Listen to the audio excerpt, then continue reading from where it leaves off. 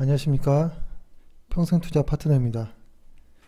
1월 23일 수요일입니다. 월요일과 화요일의 영상은 저희가 카페에만 올렸습니다. 양해 부탁드리겠습니다. 오늘 방송할 내용은 최근 시장의 어떤 이야기를 좀 해볼 텐데요. 지금의 시장이 분명 고점 대비해서 많이 하락한 것이긴 한데, 그렇다고 무조건 많이 하락했다고 저평가냐 뭐 이런 이야기도 좀 애매할 수도 있고, 그리고 최근에 그러니까 마냥 저평가라는 이야기만으로 시장의 어떤 상승을 설명하기도 좀 부족하고, 그리고 최근에 반등하는 업종들을 보면 확실히 실적과 어떤 경기라는 것과 좀 이렇게 탁 맞아 떨어지는 부분은 좀 없는 것 같아요. 그래서 그러면 지금과 같은 상황을 주식을 하는 사람들의 입장에서는 어떻게 봐야 될까? 흔히 우리가 생각하기에는 실적도 좋고 경기도 좋고 할 때 주가가 올라가는 것 아니냐라는 생각을 할 수 있을 텐데요.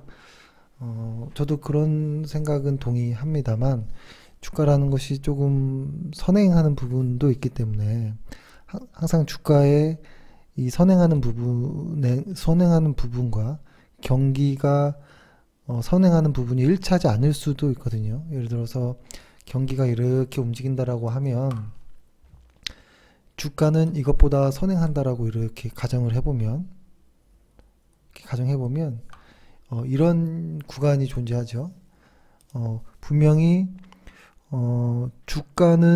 경기는 좋은 구간임에도 불구하고 주가가 이렇게 하락하는 모습도 보이죠. 그리고 분명히 경기가 안 좋아서 막 내려가는데도 불구하고 주가가 이렇게 상승하는, 빨간색으로 표현한 이런 부분들이 이렇게 보이는데요. 이거는 과거부터 그랬던 것 같아요. 경기가 좋습니다 라고 미디어에서 많은 이야기들이 나올 때 사실 주가는 엄청나게 하락하고 고점 대비해서 엄청난 하락을 하고 있었던 적도 많고, 경기가 안 좋습니다, IMF에서 글로벌 GDP를 하향 조정했습니다 라는 이야기들이 나오는데 주가가 상승한다든지 뭐 이런 부분들도 있거든요. 그리고 이것을 또 금리와 비교하는 경우도 있습니다. 미국 금리가, 연준 금리가 쫙 오르고 잠깐 동결하고 또 빠지고, 동결했다가 좀 오르다가 동결했다가 또 다시 올리는 뭐 이런 모습에서 주가는 어떤 모습을 띄었을까? 이거는 뭐 반드시라는 건 없고, 과거의 어떤 사례를 봄으로써 좀 확인하는 것인데요. 지금 현재 우리 상황은 어떠냐면, 일단은 금리를 이번 연도에, 작년엔 그랬죠, 연준에서 이번 연도에 금리를 뭐 한 3번 정도 올려야 되는 거 아니냐 이런 이야기를 했고, 하지만 주가가 많이 하락하는 부분도 있고 어떤 실적이 안 좋을 것이다라는 이야기들, 그리고 무역 분쟁이 더 악화되면 어떡하지, 이런 부분들이 반영되면서 금리를 이번 연도에는 한 번 정도 올리는 거 아니냐라는 어떤 시장의 예측들이 좀 있습니다. 그리고 심지어는 아예 안 올릴 가능성도 있다라고 이야기하는 경우도 있거든요. 근데 시장에서는 이쪽을 많이 예측하는 것 같은데요. 그러면 이번 연도에는 상반기에는 금리를 동결한 상태에서 내년 하반기 때 한 번 정도 금리를 올리려나? 라는 이런 생각을 할 수 있거든요. 그랬을 때 이것을 좀 과거의 좀 사례들과 좀 비교해 보면, 연준 금리랑 우리 코스피 지수를 좀 이렇게 같이 띄워놓고 보면 좀 비슷한 부분도 있고, 그렇죠? 근데 다만 금리가 탁 멈춰 있었을 때 이런 구간에서 상승하는 구간도 있었고, 또 같은 금리가 멈춰 있는데도 불구하고 횡보하는 구간도 있었을 거고, 금리를 쫙 상승시킬 때는 주가가 상승하고, 금리를 상승할 때 주가 상승하는 구간들, 혹은 금리를 동결하고 하락을 시작될 때 우리 시장이 고점을 만들었던 이런 구간들, 이렇게 보면 뭐가 하나의 무엇다라고 딱 이렇게 정의 내리긴 좀 어려울 것 같습니다. 그럼에도 좀 과거와 조금 이야기를 해보면, 첫 번째로 연준이 금리 인상을 중단하면 단기적으로는 주가에 긍정적인 영향을 좀 미쳤던 부분들은 있습니다. 이 부분도 그럴 것이고, 그러니까 쭉 올리는 과정에서 딱 멈추는 과정 있죠. 지금과 같은 과정을 해보면 이 구간들, 이런 구간들도 존재하죠. 그래서 근데 아주 옛날부터 보면 또 그렇지 않은 경우도 있습니다. 근데 너무 옛날 거는 요즘 시장과 좀 다르기 때문에 최근 거를 그래도 확인해 본다면, 연준이 목표금리 인상이 중단되는 이 국면은 일단 미국 주가는 올랐던 것 같아요. 그러나 한국 시장은 꼭 그렇지만 반드시다라고는 이야기는 할 수는 없지만, 뭐 외환위기를 겪었던 97년, 98년을 제외하면 나쁘진 않았거든요. 그러니까 이렇게는 이야기해 볼 수 있을 것 같아요. 미국이 금리를 올리다가 잠깐 중단한다라는 소리는 경기가 조금 우려되는 부분인가라는 이런 생각도 해서 경기에 대한 어떤 불안감이 존재하긴 하는데요. 오히려 주가는 하방 경직은 확실히 좀 보였던 것 같아요. 더 이상 하락하지 않았던 이런 모습들. 그리고 두 번째는 그러니까 중장기적으로 봤을 때는 금리를 조금 올리는 상태에서 동결한 상태, 그리고 나서 금리를 다시 인상하는 시기가 왔을 때 그땐 진짜 상승이 좀 보였던 것 같거든요. 최근 걸로 보면 2006년, 7년이라든지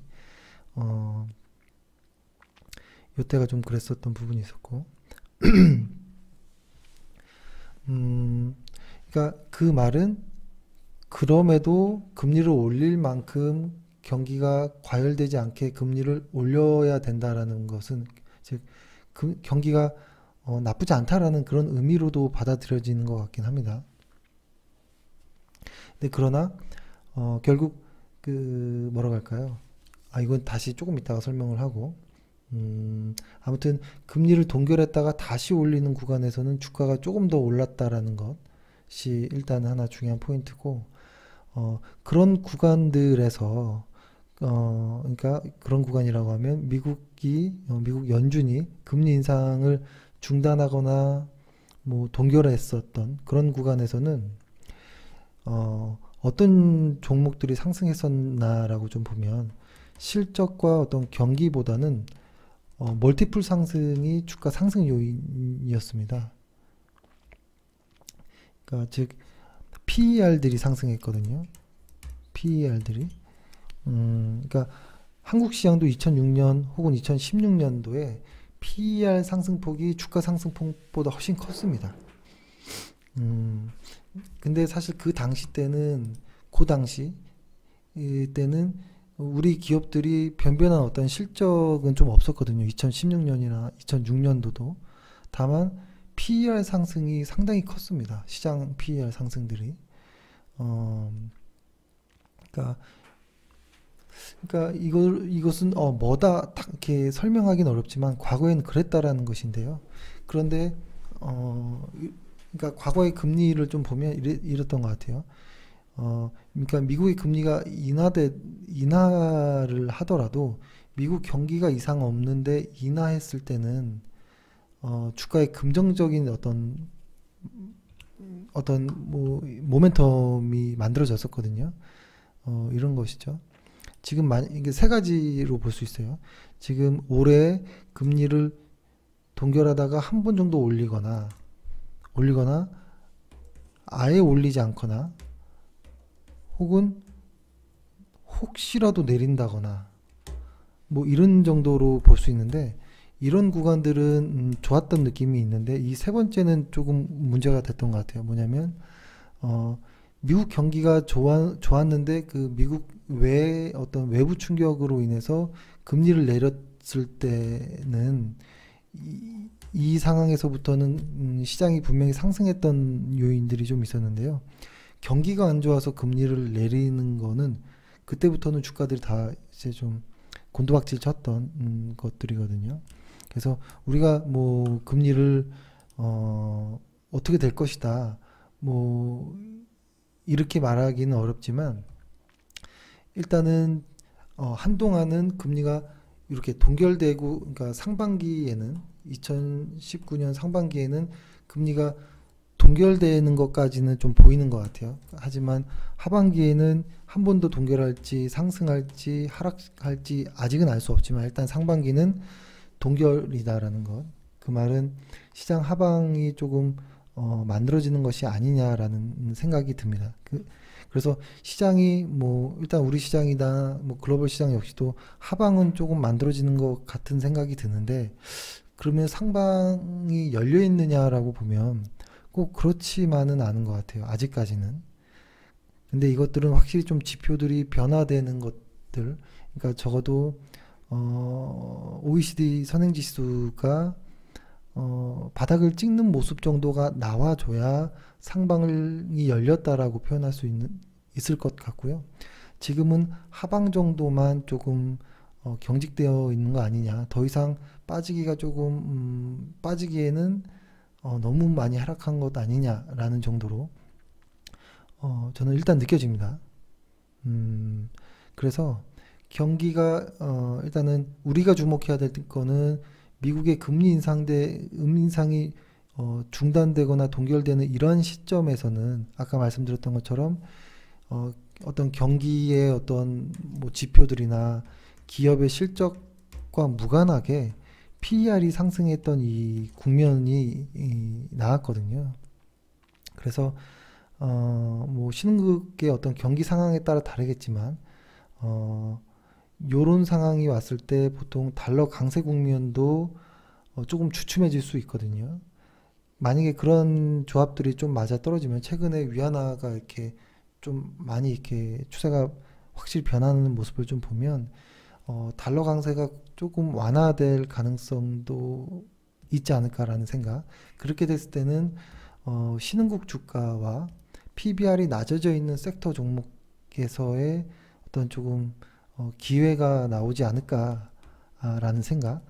그래서 최근에 외국인의 수급들이 신흥국에 특히 한국에 많이 오는 이유가 혹시 그러한 요인은 아닌가라는 이런 생각을 하고요.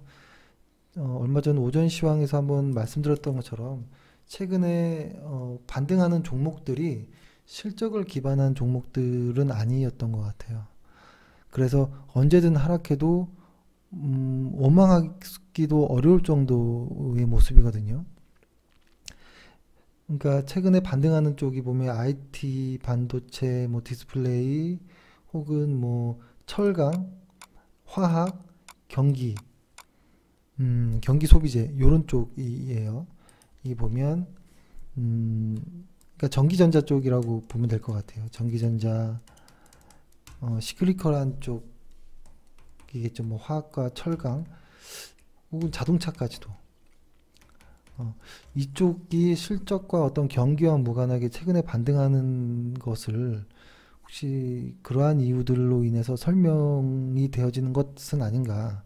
오늘 또 어떤 소비재들, 필수 소비재들과 경기 소비재들, 특히 경기 소비재들이 좀 상승하는 모습들이 좀 보이긴 했습니다. 뭐 화장품도 그렇고, 그쵸. 이런 쪽도 좀 오르는 모습이 보이긴 했는데, 지금의 국면을 만약에 그렇게 바라본다면, 분명, 그거에 맞는 대응을 좀 세워야 된다라는 생각을 합니다.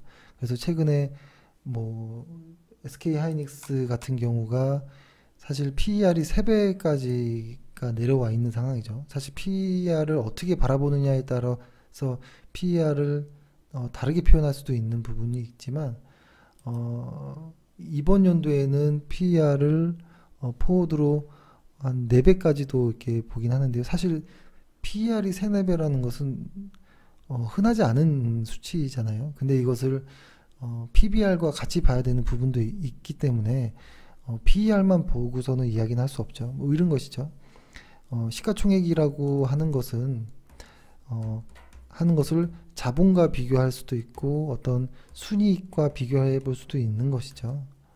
이렇게 순이익과 시총을 비교하는 것을 PER이라고 이야기하고 자본과 비교하는 것을 PBR이라고도 이야기를 하고 그렇죠. 그래서 꼭 이 PBR로만을 시장을 판단할 수는 없죠.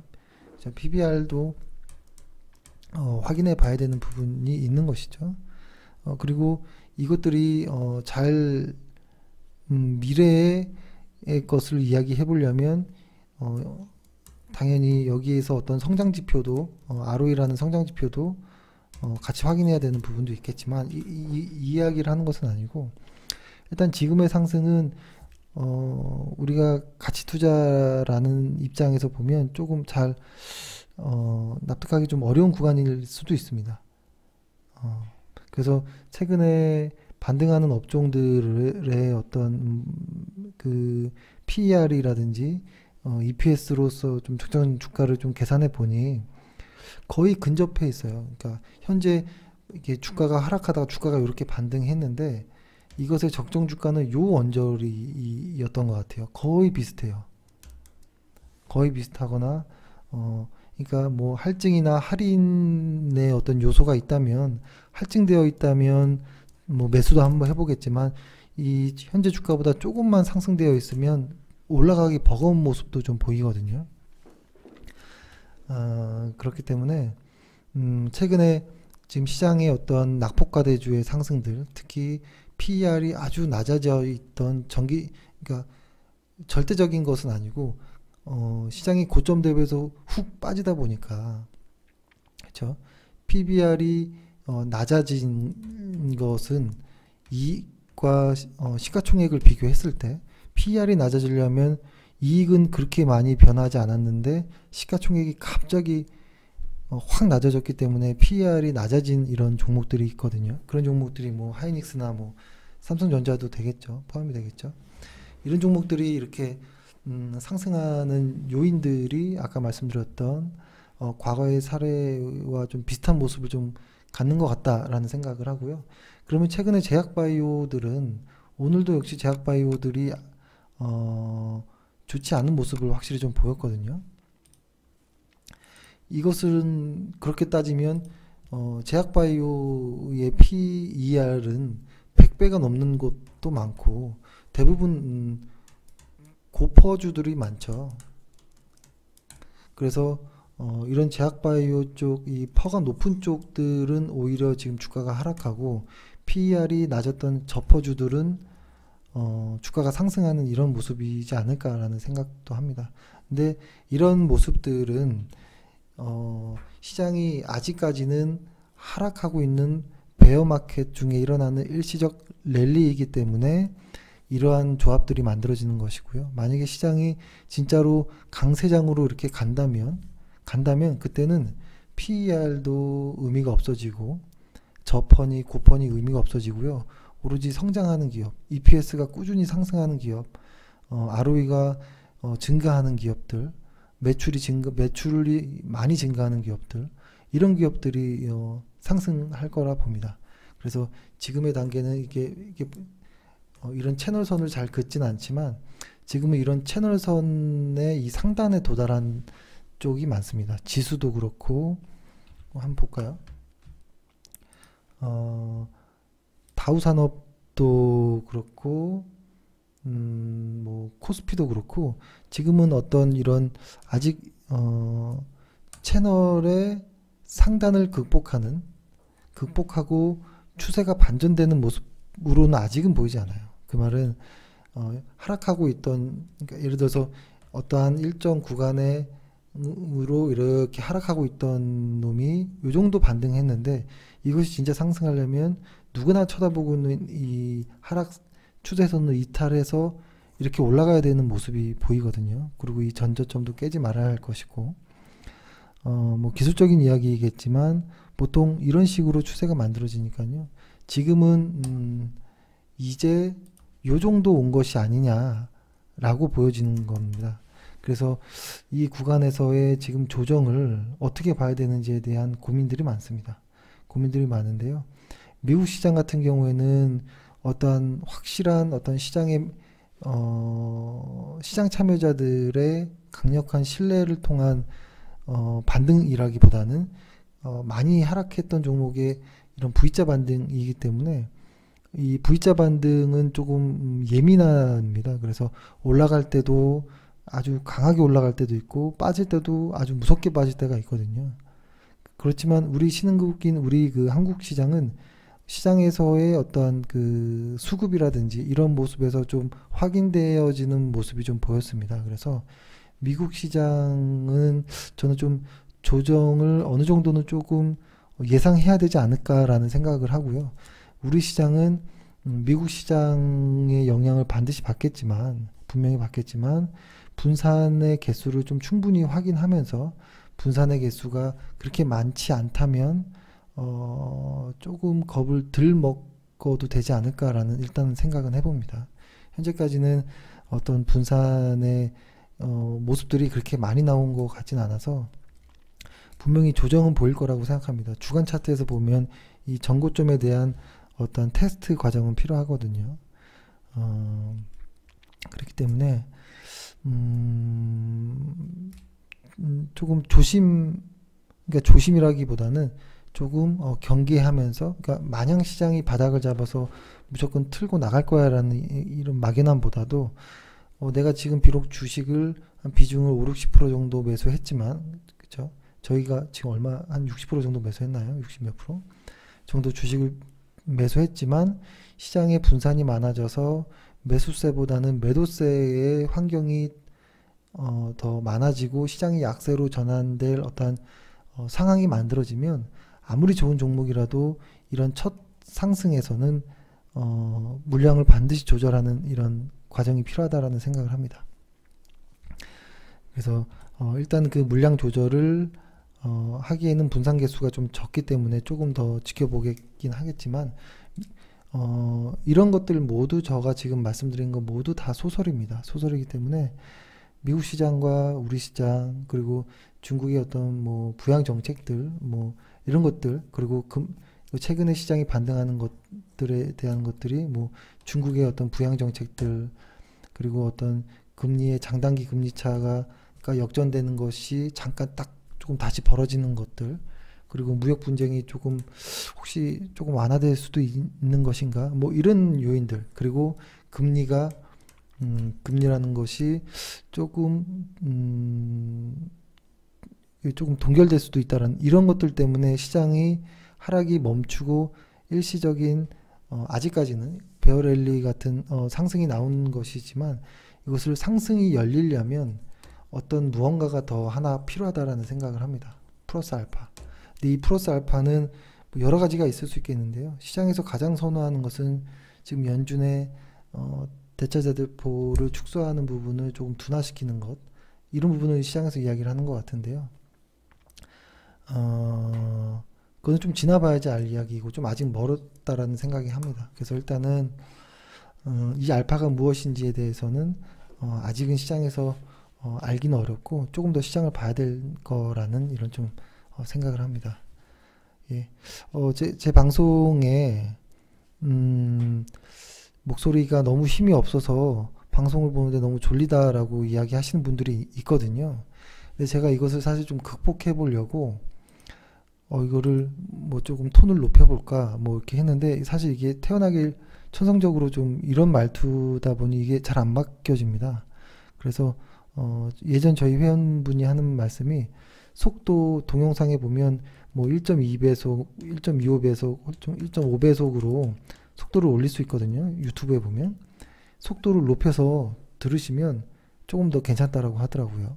그래서 시간도 절약할 겸 저의 영상은 좀 속도를 높여서 보시는 것도 괜찮을 것 같습니다. 그러면 졸리는 게 조금 나아진다라고 하네요. 예, 일단 오늘은 이렇게 해서 방송을 마치도록 하겠습니다. 오늘 하루 고생 많으셨습니다. 감사합니다.